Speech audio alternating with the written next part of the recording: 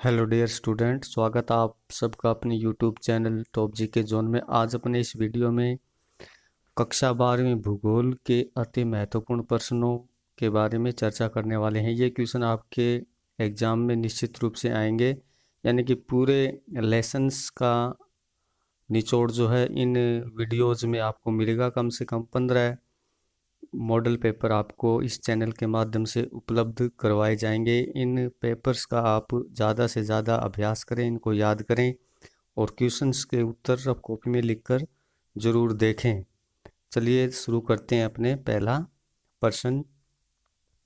पहला जो क्वेश्चन है वो मानव भूगोल का तेजी से विकास कहाँ हुआ। ये खंड ए छोटे क्वेश्चनों के अंतर्गत पूछा जा सकता है। इम्पोर्टेंट प्रश्न है सभी, इसको आप ध्यान से पढ़ेंगे और इन उत्तरों को याद करेंगे।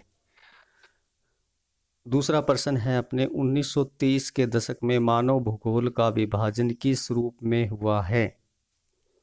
अगला क्वेश्चन है सन 2013 के अनुसार भारत का जनघनत्व कितना है।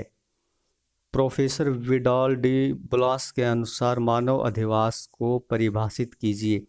जितने भी अपने पहले चैप्टर में विद्वानों की डेफिनेशंस हैं वो अपने याद करनी है, उनसे एक क्वेश्चन परमानेंटली पूछा जाता है। अगला क्वेश्चन है फिफ्थ क्वेश्चन अपना, किसी अंतरिक्ष के शीर्ष पर नदी के विसर्प के सहारे किस प्रकार के अधिवास का प्रतिरूप बनता है। अगला क्वेश्चन छठा क्वेश्चन देखते हैं, फर्मों से फैक्ट्रियों तक दूध को पाइपलाइनों द्वारा किस देश में भेजा जाता है। इस क्वेश्चन को कई बार एग्जाम में पूछा जा चुका है। आसियान का मुख्यालय कहाँ है। पॉलिटिकल से संबंधित क्वेश्चन है, अपने जियोग्राफी में रिपीट हुआ है।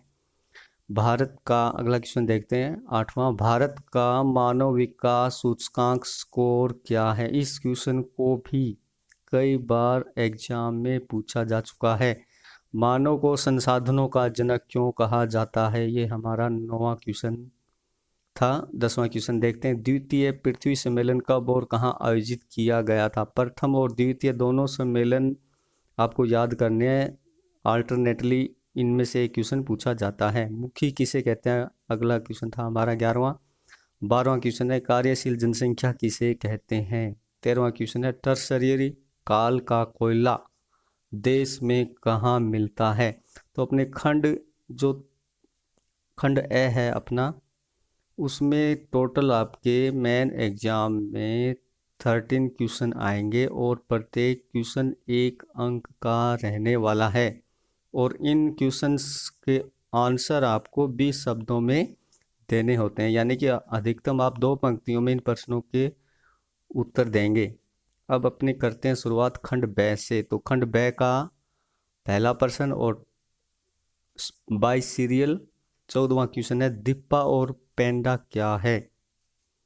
अगला क्वेश्चन देखते हैं अपने, जननांकीय संक्रमण सिद्धांत की अवस्थाओं का रेखाचित्र बनाइए।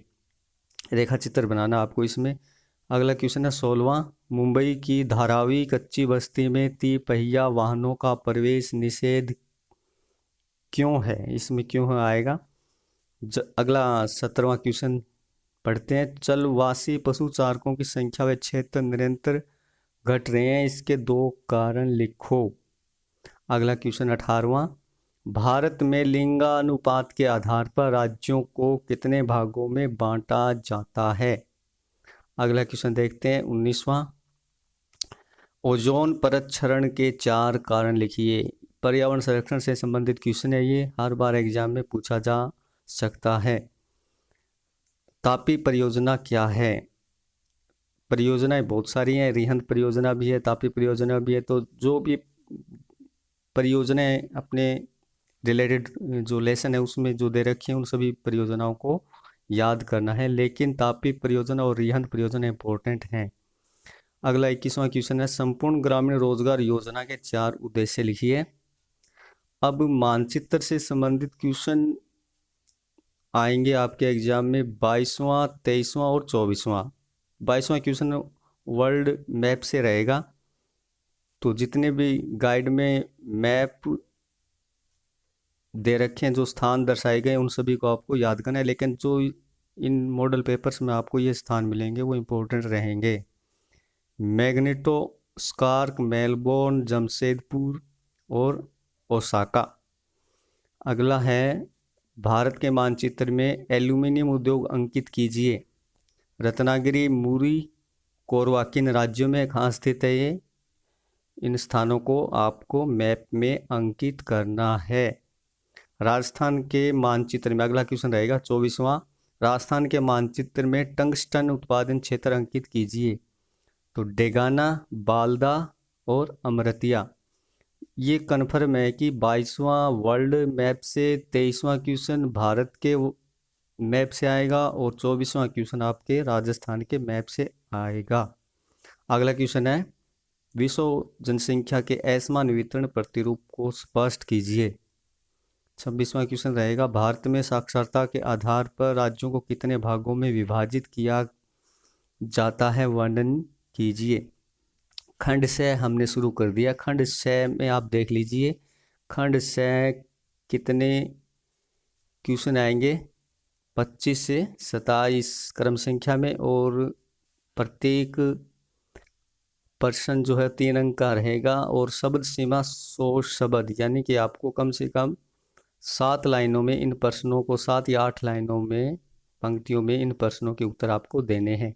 तो हमने 25 क्रम संख्या तक प्रश्नों को पढ़ लिया था। 26वां देखते हैं।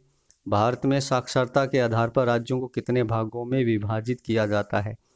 यहाँ पर इस लेसन में 2 तरीके के क्वेश्चन इंपॉर्टेंट बनते हैं। एक तो साक्षरता के आधार पर और दूसरा है जनसंख्या के आधार पर। तो दोनों क्वेश्चन में से एक तो निश्चित रूप से आएगा। अगला है 27वां क्वेश्चन। भारत में खनिजों की मेखला कितने राज्यों में पाई जाती है, वर्णन कीजिए। अब है खंड द। खंड द देखते हैं कितने क्वेश्चन आएंगे। खंड द में 28 से 30, यानी कि 28, 29 और 30, 3 क्वेश्चन बड़े क्वेश्चन आएंगे। प्रत्येक प्रश्न 4 अंक का रहने वाला है और शब्द सीमा, उत्तर शब्द सीमा आपको 250 शब्दों में उत्तर इनके लिखने हैं, यानी कि कम से कम आपको 1.5 या 2 पृष्ठों में इन प्रश्नों के उत्तर आपको देने होंगे, मेन जो बोर्ड की कॉपी आंसर शीट होगी उसके अंदर। तो खंड द में 28वां क्वेश्चन है विश्व में भूमि उपयोग की भिन्नता की दृष्टि से प्राथमिक व्यवसायों के प्रमुख प्रदेशों का वर्णन करो। अगला क्वेश्चन है हमारा गेहूं की भौगोलिक दशाओं का वर्णन कीजिए। चावल, गेहूं और चाय, ये 3 फसलें बहुत ही महत्वपूर्ण है। एक बड़ा प्रश्न इस लेसन से आता है, तो तीनों फसलों को आप याद करेंगे। बाकी जो अदर मॉडल पेपर आपके सामने पेश किए जाएंगे उसमें उन फसलों का जिक्र भी होगा। अथवा में देखते हैं 29वें क्वेश्चन के अथवा में है राजस्थान के प्रमुख कुटीर उद्योगों का वर्णन कीजिए। 30वां लास्ट क्वेश्चन रहेगा हमारा राजस्थान में ग्रासीय जनजाति की सामाजिक व्यवस्था, अर्थव्यवस्था का वर्णन कीजिए। इसके अथवा में है राजस्थान के प्रमुख सिंचाई के साधनों का वर्णन कीजिए। तो ये था हमारा पहला मॉडल पेपर। यदि ये वीडियो आपको पसंद आया तो चैनल को सब्सक्राइब करें, शेयर करें। धन्यवाद। जय हिंद, जय भारत।